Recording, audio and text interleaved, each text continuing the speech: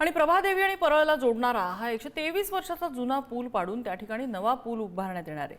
पश्चिमेकडचा वांद्रे वरळी सागरी सेतू आणि पूर्वेकडचा अटल सेतूला जोडणारा हा डबल डेकर नवा ब्रिज नेमका कसा असेल आपण बघूया।